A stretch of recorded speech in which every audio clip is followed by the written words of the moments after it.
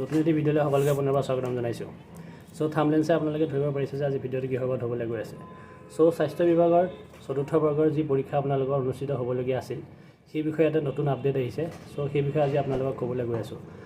যদি নতুনকৈ কোনোবা মোৰ চেনেলটোলৈ আহিছে, তেতিয়াহ'লে চেনেলটো ছাবস্ক্ৰাইব কৰি দিব। লগতে যদি ভিডিঅ'টো ভাল লাগিছে তেতিয়াহ'লে লাইক কৰি দিব আৰু ভিডিঅ'টো লাষ্টলৈকে চাবলৈ সকলোকে অনুৰোধ জনালোঁ। আপোনালোকে গম পায় যে স্বাস্থ্য বিভাগৰ চতুৰ্থ বৰ্গৰ পৰীক্ষা এতিয়ালৈকে হোৱা নাই।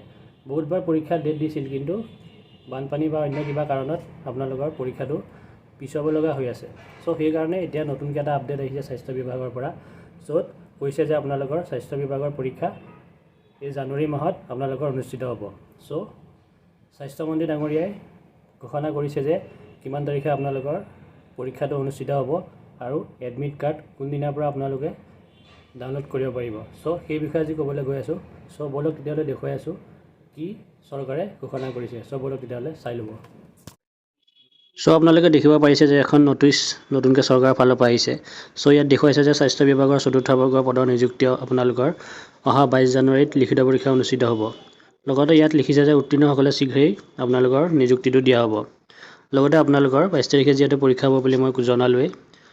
এই কথা আপোনালোকে স্বাস্থ্যমন্ত্ৰী কেশৱ মহন্ত ডাঙৰীয়াই প্ৰকাশ কৰিছে।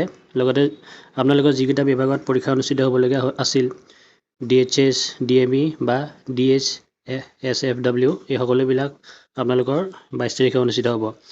আপোনালোকৰ যি এডমিট কাৰ্ড আছে, সেই এডমিট কাৰ্ড খুব সম্ভৱতঃ আপোনালোকৰ 15 তাৰিখৰ পৰা আপোনালোকে ডাউনলোড কৰিব পাৰিব। এডমিট কাৰ্ডত আপোনালোকৰ নিজৰ নিজৰ চেণ্টাৰ থাকিবই। লগতে আপোনালোকৰ যি এপ্লিকেশ্যন নম্বৰ আছে, সেই এপ্লিকেশ্যন নম্বৰ আৰু পাছৱৰ্ড বহুৱাই আপোনালোকে নিজৰ এডমিট কাৰ্ডসমূহ ডাউনলোড কৰিব পাৰিব। আজি ভিডিঅ'টো ইমানখিনিয়ে আছিল।